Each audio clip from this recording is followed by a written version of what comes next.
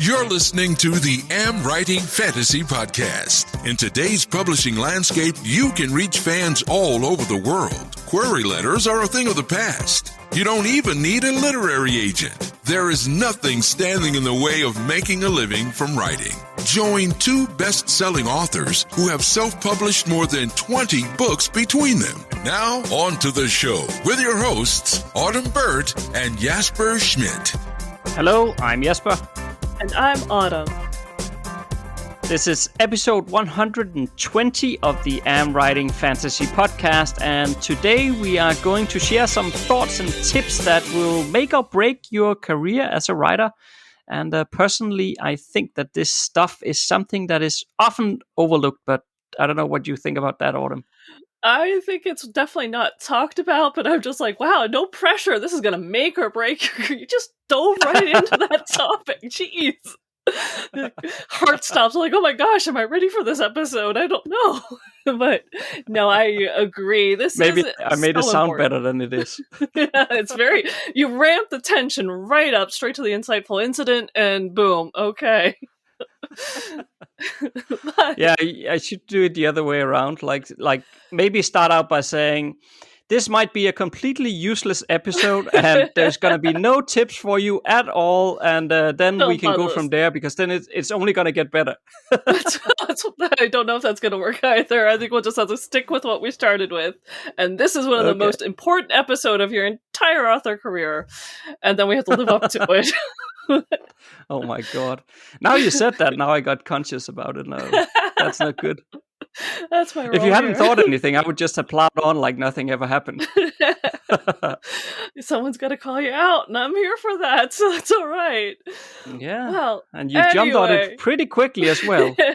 Well, you kind of surprised me. Oh, well. So how are things over on your side of the planet?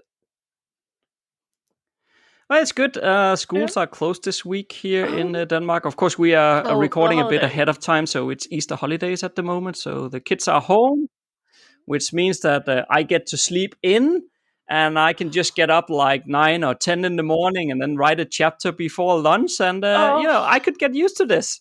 That sounds really like my life. But that's wonderful, except for the kids. I don't do the kids, so...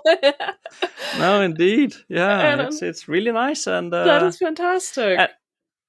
And also the fact that I can sleep in also means that my wife and I have had some time to watch this TV series late in the evening, where I would normally go to bed, but we've been watching some stuff. And Nice. we finished up watching a show on HBO called Beartown. Are you familiar with that one? No, I haven't even heard that one. So Beartown is a Swedish series. Okay.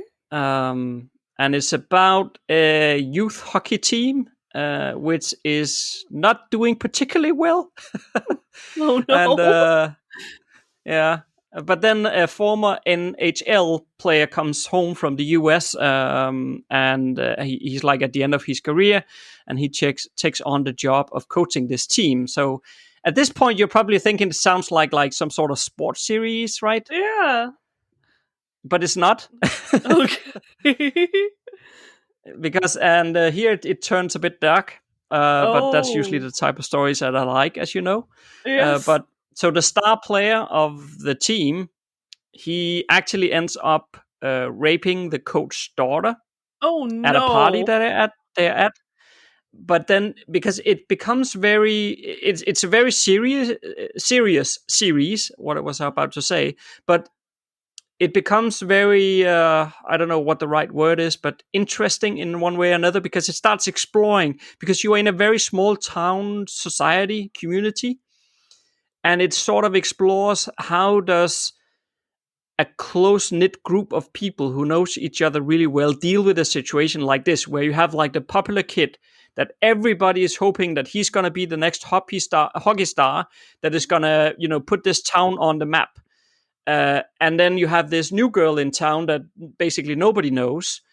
And she, of course, goes to the police with what happened and so on. And then this whole thing plays out about how the community as well is dealing with the situation. And I really feel like it's it's very interesting. And it's also very interesting as it dives into details about how we human beings are incredibly good at justifying things to ourselves, even when we know that our standpoint is clearly wrong.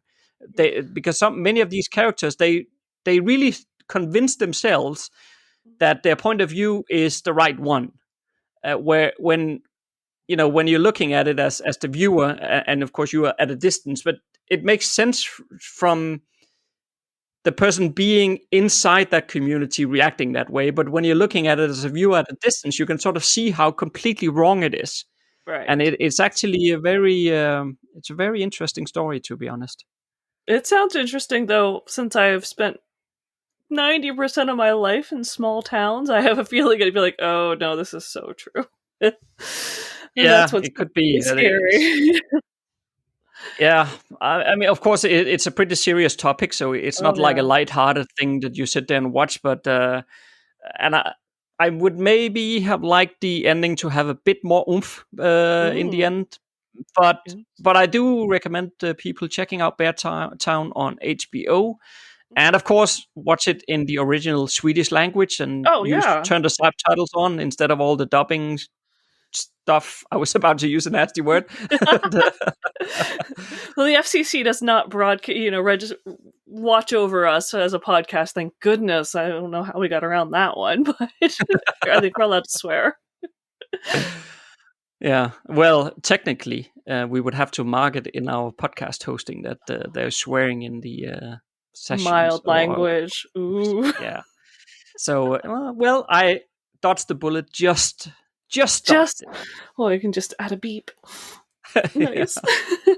But okay. But that's something I could recommend if people need something to a new series to look at and sounds interesting, or to watch. I guess is the right way of saying it. But yeah, you need to stomach a bit of the topic, though. Yeah. So prepared for a very serious topic. Yeah. And knowing small towns, I can see how it would totally grow out of proportion and be not an easy resolution that you would imagine. Yeah, exactly. Yeah. But hopefully you have some more lighthearted stuff on your side of the Atlantic. Absolutely. It's like spring here. All of our snow. I mean, Vermont, we had so much, well, not so much snow. We had a normal-ish winter for, 2020 and climate change, but it like melted in 5 days. And now the weather is like in the 60s and it's sunny and the stream's running. So it's beautiful, but it's also, I feel that like I don't usually get springitis or whatever you want to call it, where you're like, I just want to go outside. I want to go outside. Springitis, that's what we used in school. Yeah. Or senioritis when you're a senior in school and you just cannot concentrate because you're about to graduate. So this is spring fever and I just want to go outside and go for a hike. And I got some work done over the weekend just because it was raining, so I got a chance to work on some covers, and I'm almost done editing my book 3 in my Tainted Face series. So that's like, so much work going. We're almost done editing our reader magnet that we've got going on. So I don't know. I might have to take a break and go for a little bit of a walk soon. That would be kind of nice. But otherwise, life is pretty good. I cannot complain. It's hard to concentrate. It's my worst thing I can say. Though, speaking of shows, I sent you one that was, if someone wants a fantasy that has amazing graphics, amazing CGI, and a really good story, I sent that one to you, the Yin Yang Masters, which is actually produced by China, which I was trying not to read into that. I'm like, is there any propaganda in here? So and what's funny is, and that's what I didn't tell you, is there's these 2 movies, the Yin Yang Masters, and then there's a second one that has a subtitle. Not that I can remember what it was. But you know what it reminded me of? It sounded like someone came up with, like, there's a main character, here's a little bit of a story and a world and a background. And so 2 different people wrote an idea for it. And they decided they liked them both and produced both. So they could almost relate. They feel more like parallel stories of parallel ideas.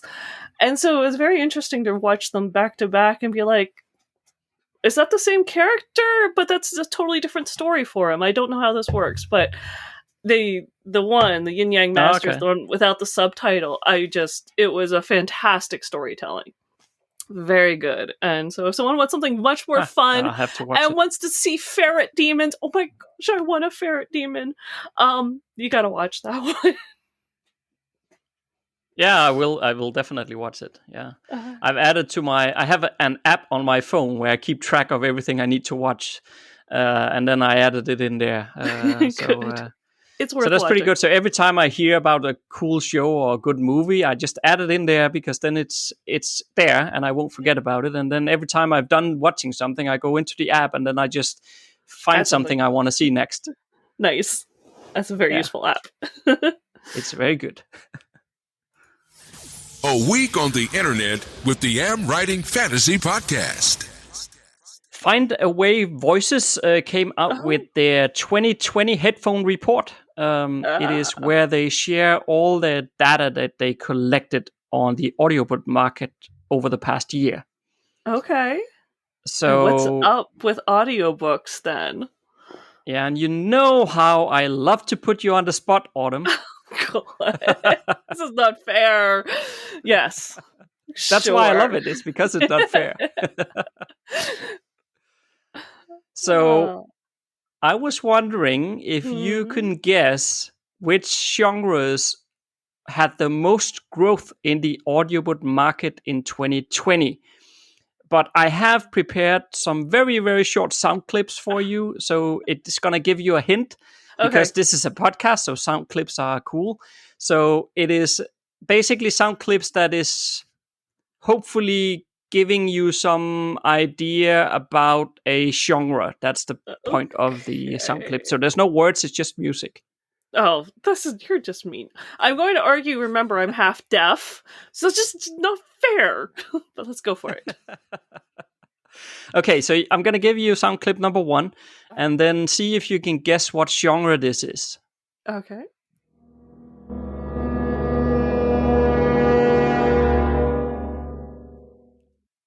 That's it. It's like a foghorn. What could that be? I'm guessing thriller, but I would almost have said horror. Close. No, close. No? It's a mystery, actually. Mystery. Oh, yeah. Mystery had a growth of 158% in 2020. That's exciting. That's a lot. That is a lot. Yeah. Okay, and number 2 on the list. Okay. The second most growth in 2020. All right. And let me know what this sound clip, what you think this is. Okay.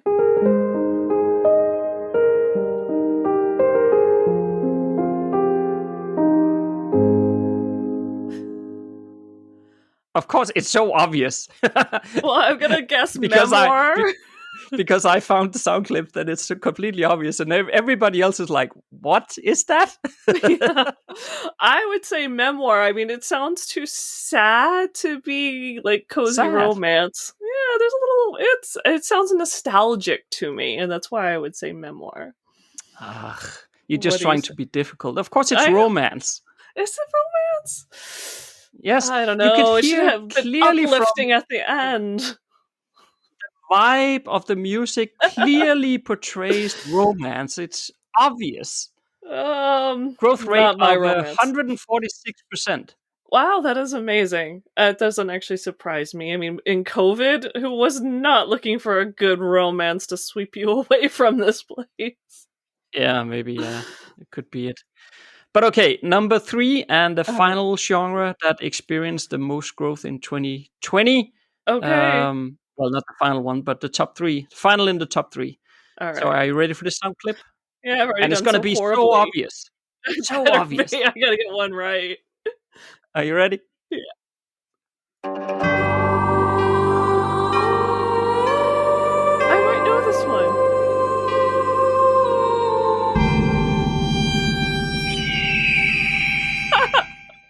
There's even a bird. I'm guessing Western. Don't say it's something to do with cowboys. Western. It has to be Western. No. No. What is it? It's fantasy. That cannot be fantasy. Yeah, it sounds like a Western. You misled me. You totally misled me. But okay, so what's the fantasy growth? 68%. So Oh, it's not as much as the other ones, but it's still quite significant. that's But good. That is what do you think of encouraging. those growth numbers? The growth numbers are fantastic. They're in many ways, in some ways, surprising because, COVID, people were locked down, but also if you're home, you might be listening to more. I know my husband was gone for the weekend, and I actually ended up streaming YouTube, a series called Art of the Heist. Actually, it was on Curiosity Stream, Art of the Heist. But then when he got back, I'm like, you have a subscription to Audible. I want access to your books. So I can see when you're home and you're working on the computer, music's okay, but it's kind of fun to listen to a story. So I can see audiobooks growing. It is growing very much. But I also think it also has to do with the distribution of it. If you looked at the top 3 emerging markets after the US, it was Canada followed by Australia, and I don't think those two were very surprising. But number 3 was Sweden, and Really? I wasn't really expecting that. So I think in part the big growth numbers is in part because the baseline is fairly low. So it's easy to get into triple digit growth rates because Okay, that's true. so I think that there is that, and then it's getting more and more widespread, and therefore as well you're getting into many more new markets, which helps the growth rates. I personally don't think it is. I still think it's early days when it comes to audiobooks. I don't think the market penetration is that great, to be honest. So it's still early days, and I would still, even though we keep hearing about these massive growth rates, I would still say that unless your ebooks are selling really well, don't rush into creating an audiobook just because you hear that there's great growth rates, because honestly you're probably not going to earn back the production cost unless you're selling quite well already. I agree. That would be almost a whole topic of, how audiobooks affect sales. But yeah, even my current series, I enjoy audiobooks, which I couldn't say before. I used to not, but I have no plans right now to turn the Tainted Fae into audiobooks, even though a couple readers have asked for it. It's a lot of work and really expensive, and it doesn't really affect your regular sales on Amazon. It's not like this major boost. No, if the production cost was low, which I think they will be in 3-4 years maybe from now, then it would be a no-brainer to always, just like we always create a paperback print-on-demand version, then you would always create an audiobook, just because it's another way of selling your book, right? And not a format, which I think is good. Mm-hmm. But when you have to pay like $5,000 or something for it, it's like, No, when they get an AI that has a very natural voice that you can just drop in your text and it creates a very nice sounding audiobook, I don't want to put voice actors out of work because they are amazing. But, if you could just upload an audiobook file, like have it converted and it was a few $100, I would probably do it. Yeah, or maybe I'm even thinking you could look in the future, you could look at a market where it's just designated. Like it will say, here is the a cheap audiobook, and it'll say this is AI narrated, and then there will be an expensive version of an audiobook where it says this is voice acting narrated or something. Yeah. I could imagine that would happen, so that it's like, if you don't care, some readers don't care, that as long as it's decent, yeah, as long as it's decent, they're happy, and then they'll pay the discount or the budget version. But I could imagine that will happen in 3, 4, 5 years maybe from now, that you'll have 2 versions of audiobooks. But that's a whole other topic to get into. But I could see that happening. Definitely, me too. It'll be interesting. And on to today's topic. Okay, so I'm thinking that it's probably useful to just start out by stating that I was about to say we, but actually I mean me, when I'm talking about mindset, because I can only talk about myself, I have my own biases, meaning that, for instance, when I'm tackling this topic in this episode here, I'm coming at the mindset from a commercial point of view, meaning what is the mindset behind making a living from writing and earning money from it. And I also understand that in saying that, not everyone is writing to make money, and that is perfectly fine. Nothing wrong with that whatsoever. Mhm. However, I just want to share that that's where I'm coming from when I'm talking about mindset. So I don't know, maybe you have a different perspective on it, I Autumn. I think, don't know, but that's sort of yeah. where I'm thinking.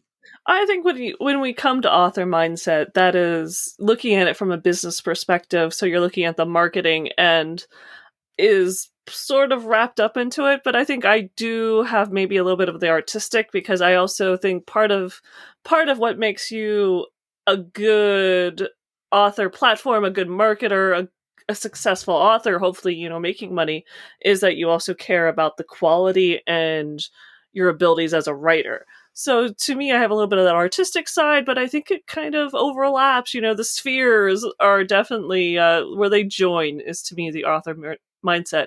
It's not 100% marketing, it's not 100% craft, but there's a point where you merge those two, and that is my idea of a successful and a rewarding author mindset. Okay, good. Yes. No, but I think it's good if I mean we might come at it from like 80% the same angle, but then slightly different anyway, which is probably good. That's probably good. We have to have something different. I'll play devil's advocate if I have to, just so we're not always in agreement. You know that. If you have to, like, If I have to. and you make it sound like you don't enjoy it at all. It's like, okay, I will sacrifice myself to do it, but in reality, you love it. They don't need to know that I'm very. I like to be willy wally and just play the numbers. No, but maybe one place to start could be Yes. to talk a bit about catching readers' attention. I guess I could put that label on it. Okay. Because honestly, I think from a mindset perspective, when you're thinking about how to get readers to read your work, I think the attention span is the biggest hurdle, probably, or one of the biggest hurdles we have in today's publishing landscape. And from a mindset perspective, I'm looking at it in the point of view about understanding who is it actually that we are keep competing against for readers' attention. That's true. Because is it other authors? No, not really.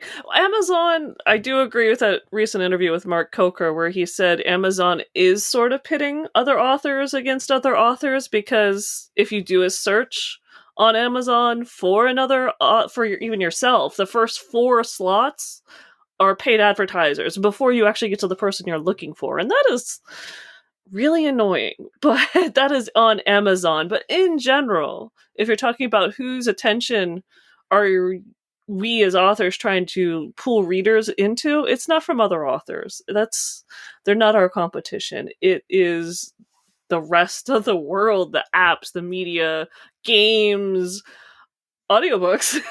There's so many other things that are competing to try to get a reader's games is a time. good one. Yeah.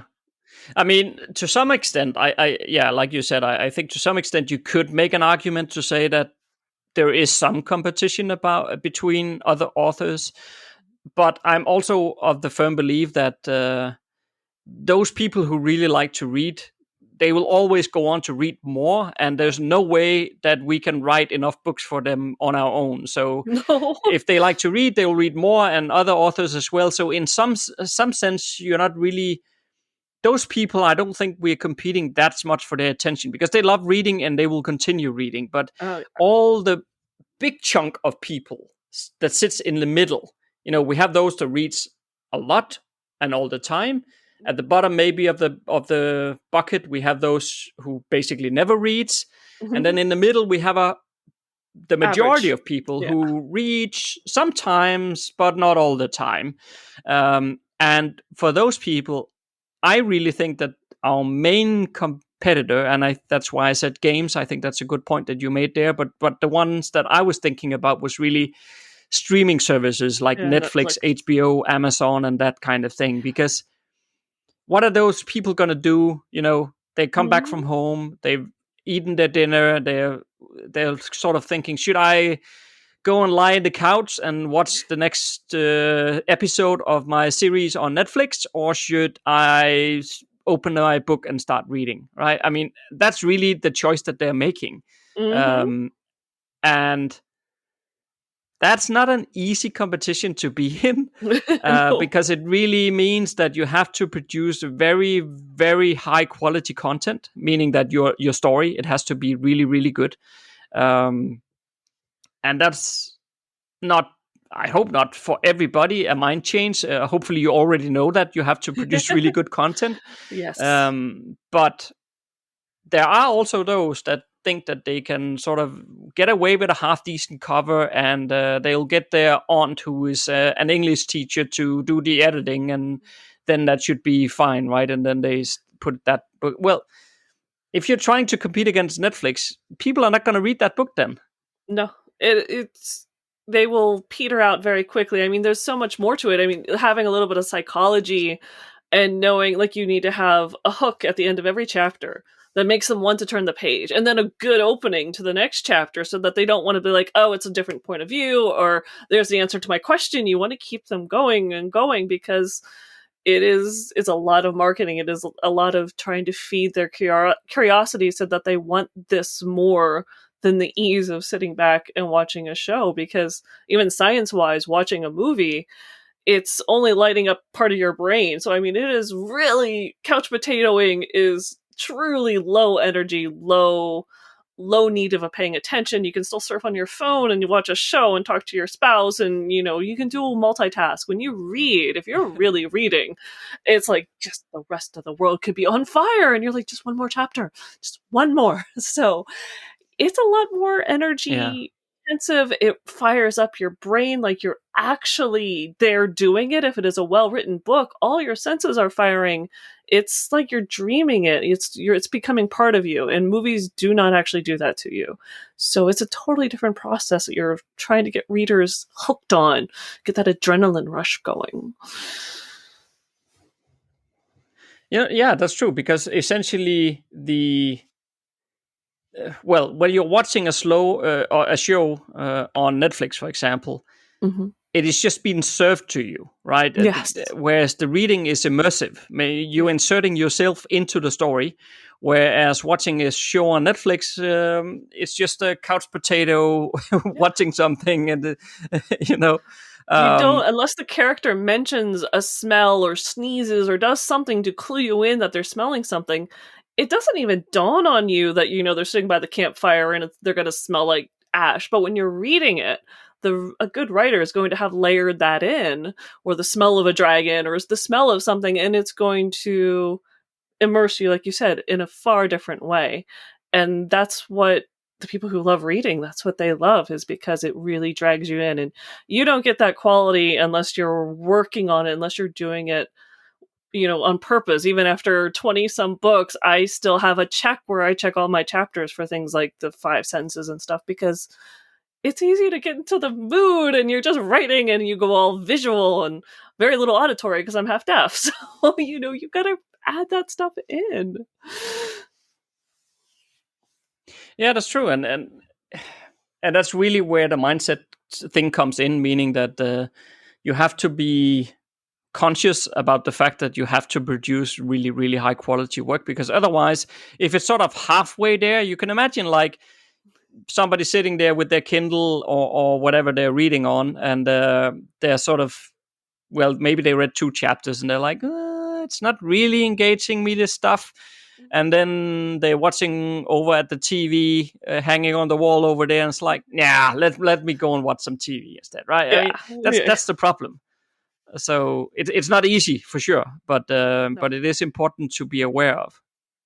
Definitely. And I think I like that you started on that one, because, like I said, to me, the quality, the artistic, the desire to keep wanting to improve yourself and your craft and your writing, to me, is very important. It's important artistically, it's important as your mindset, that always having that curiosity, never saying, I am good enough. I do not need to learn anything else about writing. I don't need to read any books because I don't need to learn anything. That's not the right mindset to have, to be a successful author. You should always be thinking, what can I do better? Who's another author who's better than I am, so that I'm going to read their work and see what I like, and I'm going to break it down. Every time you read a book, every time you watch a movie, you're like breaking down the plot and the characters, and the person next to you is like, oh my god, just please enjoy this. And you're like, no, I'm going to tell you that was foreshadowing. No, that's true, because well, at least for me, when I started writing myself, the way I experience stories was, if you look at it one way, you could say broken forever. But if you look at it on another way, it's just changed forever. Improved. No, yes. Well, yeah, I don't know, improved, because in some way it has broken, because I cannot enjoy a story like it could before, because I'm looking at the structure behind the words, and I cannot help myself. Even sometimes I try consciously to ignore it and just read the story, see where it goes, but I cannot help myself looking at, oh, there was a foreshadowing hint there was something, and I pick it up and I just can't let it go. I'm reading one now. I just started. I'm probably like 20% into it. I'm not going to mention the title or anything, so don't worry. I'm not going to put anybody down. But actually, no. But honestly, I really liked it. So far, it's a really good book. It's a really good story. But the one thing I did pick up already is because it's a fantasy, so you have multiple characters, and I've done this myself in the past as well. So I'm not dinging on the author at all. But the introduction of the point of view characters is quite aggressive in the early phases of the book, meaning that you're jumping from one to the next to the next to the next, like the first 4 or 5 chapters in a row, and it is slightly confusing because you don't quite understand how it connects together, and also you are a bit like, when you get back to the characters, like, which character was this again? Because it was introduced too fast. And I've done this myself, so I'm not dinging on anybody at all. But I just think that there is something there. I know this is a slightly detour, but there's something there about thinking about how are you easing new characters into the story and not going too fast. I think I'm 25% in according to my Kindle now, and it's starting to make sense. I can see how it connects now. But the first like 15%, maybe 15-20% of the book, it was pretty confusing. Even though what was happening was really cool, and I really liked it. It was cool action scenes, and everything was really good. World building is great. But it's just those small things that might tick some people off. Some readers be like, no, this is too confusing. I'm going to give up. It's very true. And you can't write for everyone. So you're never going to satisfy everyone. But it's definitely something to keep in mind as you learn your craft. Have someone who maybe will point that out to you, or something for yourself to think about. And I think that's where the idea of always improving, looking at how things are working, reading other books and seeing what worked and what didn't work, so that you can look at your next story and you keep writing and keep going. Indeed. And the other thing that I also feel like is really important when it comes to mindset is long-term thinking. Oh, I like that one. Because, and this is of course where I'm looping back to the fact that I was said in the beginning that I'm looking at this from a commercial perspective, but overnight riches almost never happens. So if you're trying to plan for, or even hoping that your debut novel will be like this major success, it probably won't.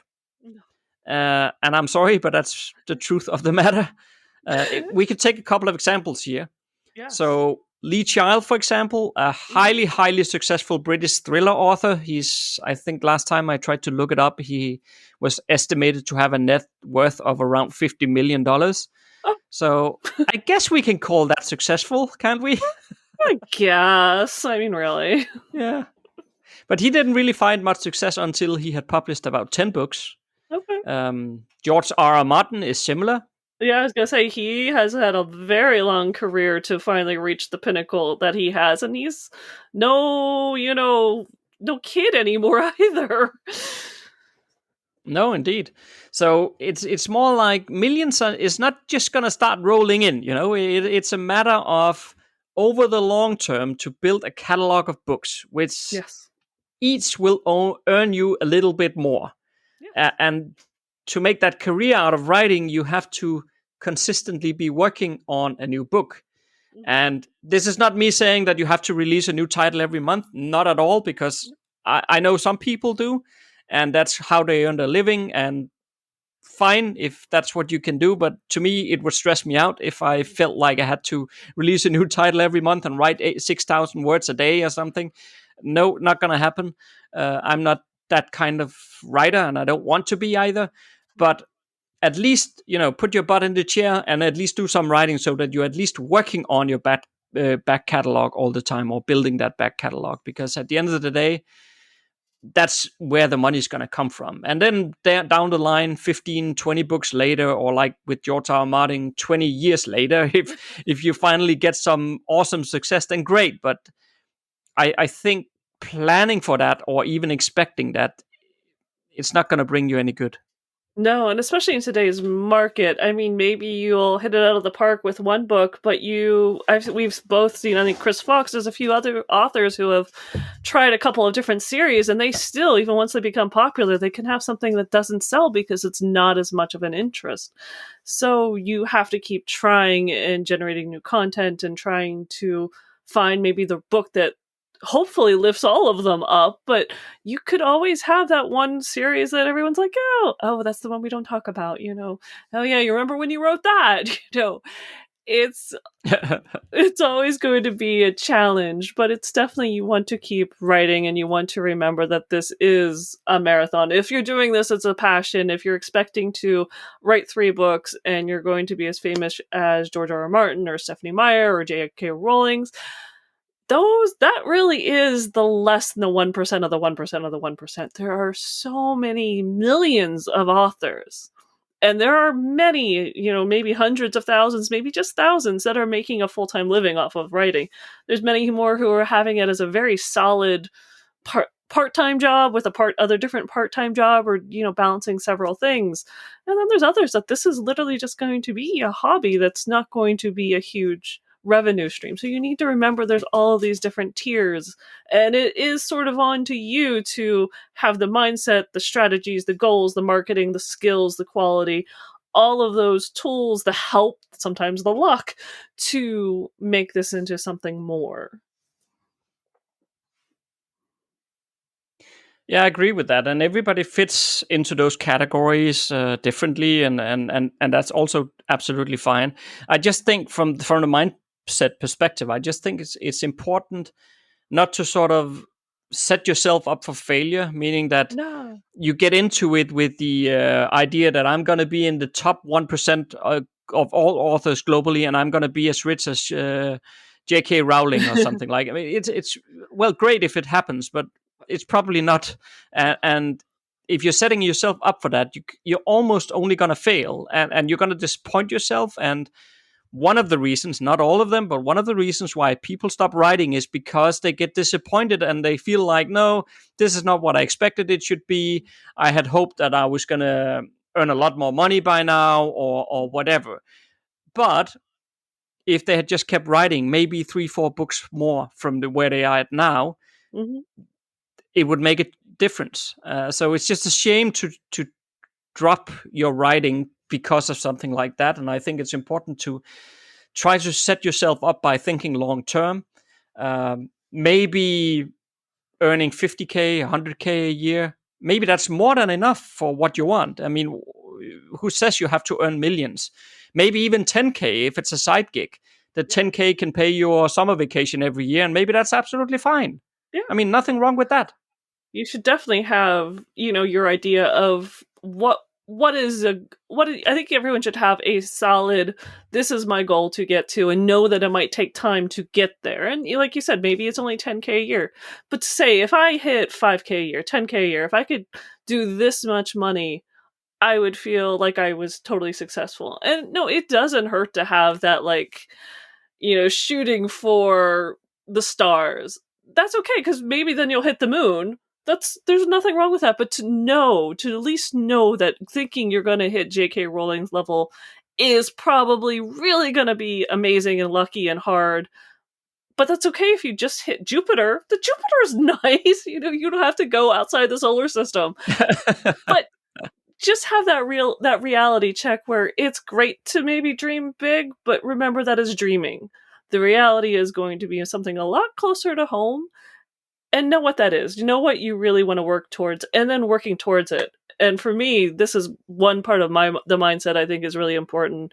And I remember when I was first becoming an entrepreneur, and I read that the sign of someone who will make a good entrepreneur is someone who can work for 12 hours, go to bed and feel like, I am out of ideas, I am disappointed, nothing worked today. And they will wake up in the morning and they'll go, all right, what am I trying to do today? And you will start over with all the same passion, all the same curiosity, problem solving, look at things from a new perspective.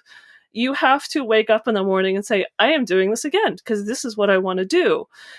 And you got to look at it from a different angle. And if you feel like you need someone keep bolstering you and telling you can, everyone needs cheerleaders. But if you need that over 50% of the time, like 80% of the time, you're looking for someone telling you you're going to be okay, you're going to do a good job, this is going to be really hard for you. You need to have a certain level of confidence in what you're doing, your marketing. And if you don't have it now, go take the lessons, go get the skills, bring yourself up to where you feel you are capable of succeeding. You just need to keep working and getting there, because it is a lot of hard work. And if you don't believe in yourself, and if you're not trying to improve yourself, then it's going to be that much harder, and you probably will give up. So you need to have that mindset of, what am I going to do now? This was a tough day. I'm having a glass of wine and some chocolate, and tomorrow we're going to hit the ground running. And tomorrow I'm going to make waffles. I like Don't you that remember quote. from Shrek? From the donkey. Yeah, I love that donkey Tomorrow from Shrek. Yes, Shrek is secretly one of my favorite movies. It's just awesome. It's the first one I ever watched that turned all the fairy tales on their heads, and I'm like, this is it. I love this. So yes, tomorrow you have to make waffles. You're going to get up and you're going to do the waffles. And if you have to end the day in wine again, that's okay. But the next day you're doing waffles again. Well, not every day, hopefully ending the day with wine. That's not going to be very healthy in the long term. Waffles in the morning and wine in the evening. I think it's going to be the end of you at some point. Why not, if you're enjoying life? But at least if you need some encouragement, and if you need some support and backup, head over to the AmWritingFantasy Facebook group, because there's a lot of good people helping each other in there and offering support. So that's at least a community that will help you. So feel free to join there if you just go to the group section on Facebook and search for AmWritingFantasy, and you'll find us. Yes. But I have one more, Autumn, and okay. I think that this is probably the most important one of them all, at least to me. I'll see. Yeah, I'll see if I agree with you. Yeah, of course, devil's advocate over there. You can see how you love it, huh? Absolutely. Well, I think, and again, this is coming from the commercial perspective again, right? But there are those who have the mindset that if the writing is just good enough, then the readers will come to me and it will grow from there. They will start reading next book I write, and the book after that, and book after that, because the writing is so great. So the only thing I really need to focus on is my writing skills. Right. And don't get me wrong, writing skills is incredibly important. Of course, you have to be able to tell a really, really good story and have really good writing as well. But it's not everything. No, it's not everything. In today's day and age, you have to advertise your books. But above all, you have to build an email list so that you can get in touch with your readers when you release a new book. Because honestly, readers are not as loyal to the author as you might think. In many cases, they don't even remember what the author's name was. They might remember the title of the book, but they don't really remember who the author was. And they don't really, according to research, and I cannot remember the exact numbers, but I think it was something to do with that in average, readers would have to have read 3 or 4 books of the same author before they started remembering what the author name was. Because otherwise they just don't remember. But if you have them on your email list, you can send them an email and you can say, hey, the new book is ready. Here's the links. You can pick it up right now. And then they might, not necessarily, but they might go on and do that because there is a reason why they ended up on your list in the first place. And that was because they liked what they read. So they don't have to remember to check Amazon. I wonder if this author here released something new, because nobody will do that, right? They won't go on to Amazon once a month to check if you uploaded a new book. But if you get them on your email list, you can just tell them.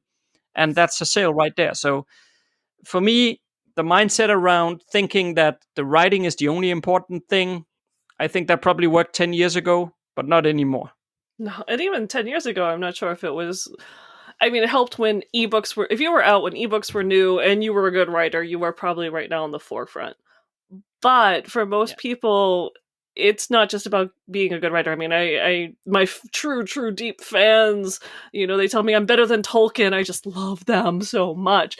But it's not enough if you don't have the mindset of how to market, of how to stay in touch with your readers, how to connect with them, and even know some of those like little marketing tips. Like, this is why I wrote an entire series and now I'm releasing them back to back. It's not just because of the excitement of releasing them back to back, but it's also because readers will then, not get lost in the series. They will be like, oh, the next one's out. Oh, the next one's out. And they come right along with it very quickly because most series don't sell until you get to the last book anyway. So you might as well save them all up to the end. But those are the things, again, so you're always looking for. It's more than writing. I love the writing craft. If I could just be a little hermit in the woods, oh, hey, never mind. But if you could just sit and write and not have to worry about marketing, that is fantastic. But it's not the reality. You have to know how to market, and you have to be able to talk to your readers and know where they are. They have to be able to find you, and the email list is definitely the easiest way of doing that. Yeah, the devil's advocate in the woods have spoken. That's right. And I'm not quite a hermit because I have another hermit with me. So what are two hermits? I don't know what the term would be. Hermitesses. I know a place where a hermit lives is called a hermitage, so I can go with that. Okay. Well, anyway, if you liked what you heard today, and if you want to sort of dive much more deeper into all the different aspects of being a self-published author, what you should be aware of, what you should think about, everything to do with like creating covers that fits the markets, how the Amazon algorithm works, how to run book launches, and so much more. The good news is that Autumn and I created a 100% free course that we call Self-Publishing Success Course. And I would encourage you to go and check that one out. We will place a link to the sign-up page in the show notes. And it's not going to cost you anything other than you need to put in your email address so that we can email you the different modules and you get onto the course platform. But I suggest that you check it out. And there is so much good content in there that you can dive into. And of course, if you don't like it, you can unsubscribe at any time, no questions asked. So it's easy. Check it out for free. Yeah, that's pretty cool. I think it's an amazing course. So yes, it is definitely something that if you're starting out or even just stalled or just have questions, this is definitely the thing to take. I wish I had it when I first started in 2012. So I'm glad we have it now and can help out authors and help them on their journey and help their mindset, because I think there's a whole module on mindset. You want that. Okay, so next Monday we will do a deep dive into a tool that we are finding incredibly valuable when editing, and that's the software called Pro Writing Aid. If you like what you just heard, there's a few things you can do to support the AmWritingFantasy podcast. Please tell a fellow author about the show and visit us at Apple Podcast and leave a rating and review. You can also join Autumn and Jesper on patreon.com/AmWritingFantasy. For as little as $1 a month, you'll get awesome rewards and keep the AmWritingFantasy podcast going. Stay safe out there and see you next Monday.